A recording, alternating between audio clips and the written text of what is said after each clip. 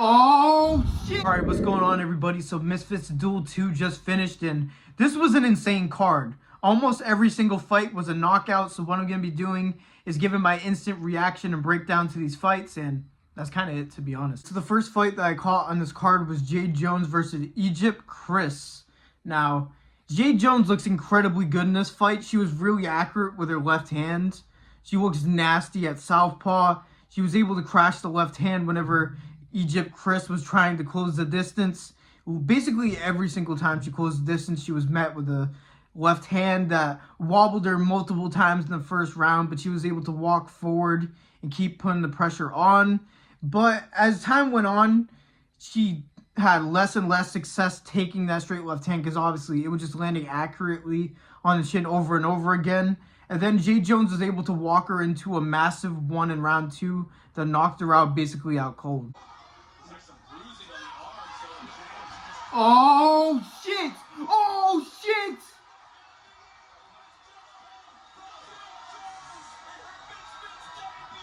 Oh, shit! That was fucking violent, bro. God damn! Oh, but that was a great performance by Jade Jones. Egypt Chris wasn't defending herself whatsoever. She needed to move her head or something because she was just getting battered the entire time, just walking forward, just taking it. So Egypt Chris showed some real toughness just walking forward, even though she was getting cracked. Obviously, it wasn't smart with how it played out, but respect. And Jade Jones looks really good. I think she has some real potential. The Taekwondo shows with the accuracy. Obviously, she was more used to using her kicks, but she shows that she has some really good shot selection and distance management. So I'm excited what they're going to do with her next. All right, now let's talk about Jordan Banjo versus Tempo Arts. Now, I got this wrong. I thought Tempo Arts was going to win this fight, but Jordan Banjo showed some real resiliency and toughness in this fight because round 1 went about as I expected. Tempo Arts was patient on his jab, level changing and shooting over a straight right hand, which was very accurate in round 1. And Tempo throughout the fight was clinching and putting his weight on Jordan Banjo, which I thought was going to wear Jordan Banjo out more than Tempo, but Jordan Banjo's gas tank was at his best almost in round 3 because in round 2 even, Tempo just seemed worn out. He was walking into punches, and Jordan Banjo was really accurate with his straight right hand. He was framing well, and he was taking shots from Tempo Arts very well. He has a great chin. He's really tough, and he was able to stick in the straight right hand throughout the fight in the middle of the fire and was able to knock down Tempo Arts like 3 times in round 4. And I will say Jordan Banjo was pulling away with this fight, and I think Tempo only won rounds maybe 1 and 3 because I think the clinching, he was just landing more than Jordan Banjo. But Jordan Banjo was coming away with that fight, especially dropping Tempo Arts at least 2 times in the 4th round. But they ended up stopping it, which I was a little confused with the stoppage, I'm not going to lie.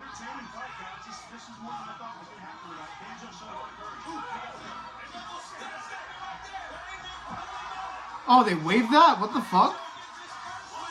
That was a weird stoppage. Okay. Alright. That was a great performance, though. That was a weird-ass stoppage. What the fuck? There was a lot of great exchanges in this fight. They both brawled. There were times where Tempo was trying to work the body and bring stuff upstairs. But Jordan Banjo's power is serious, and I think he has some real potential at heavyweight. He's really good for his second fight, because Tempo Arts has some real experience. And he was able to handle the pressure early from Tempo Arts. He was able to handle the extra weight that he was putting on him in the clinch. And I will say Jordan Banjo hits to the head way too much. I'm not a fan of that, but hopefully that's something that goes away with time. That was a great win by Jordan Banjo. All right, now let's talk about Carla Jade versus Pearl Gonzalez. Now, Pearl Gonzalez proved me wrong here. Once again, I'm wrong. I'm doing great with these predictions, guys. You guys should totally subscribe to this great prediction channel. But all jokes aside, Carla Jade was doing good in the first round. I think she won the first round, but that might have been it because she does good. She does good working her jab. She's very active, but she lacks the power to back people off of her. And Pearl Gonzalez was able to cut off the ring very well. I was wrong about that.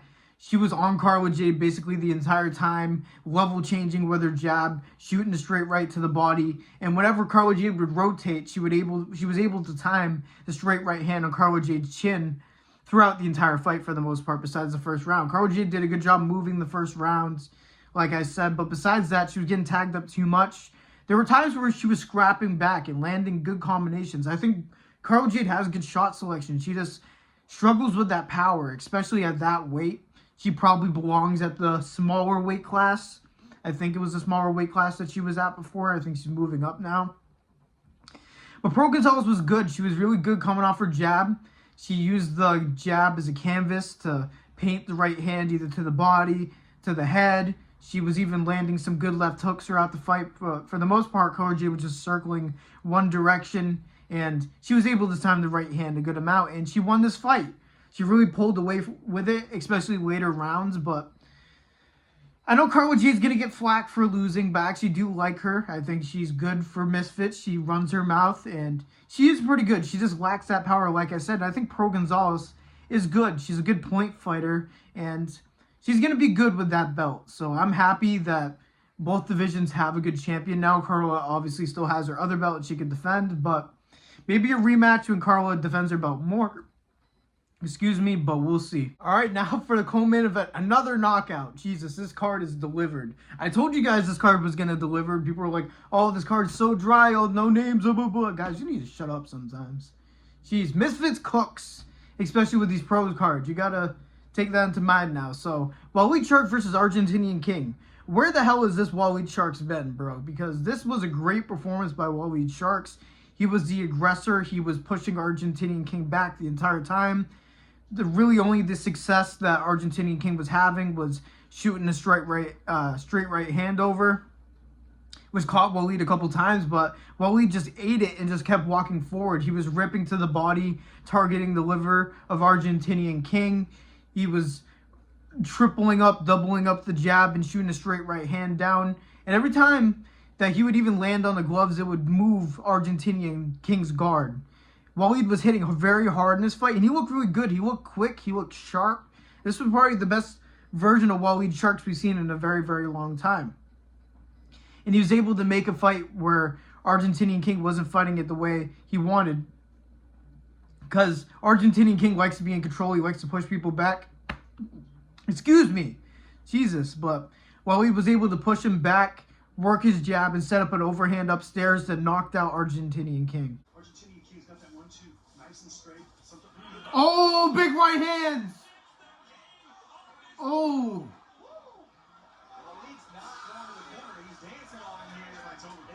Oh, he's not getting up. Holy shit, what a shot. He didn't know where the fuck he was. God damn. I hate the thought thing. Oh my god, so brain rot. That's a great win for Walid Sharks. I wonder what they're going to do with him next because this division is so skilled. I don't think the Dean rematch is going to happen again just because he's lost 2 in a row at this point. It's got to be somebody at the top of the division. He's with Fox's team now, so you would think that would knock him out of the conversation for that. So it's going to be a little confusing to see what happens. Maybe you run Walid versus Small Spartan J since people think that Small Spartan J won that fight anyways, but great win by Walid Sharks. All right, now for the God damn it.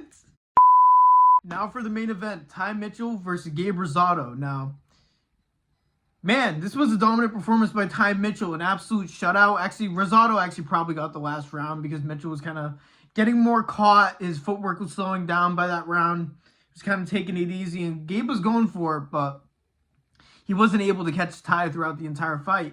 Throughout the entire fight, Ty was controlling the center of the ring, working his jab, and shooting the straight left hand or an uppercut. He's able to punch from very unique angles.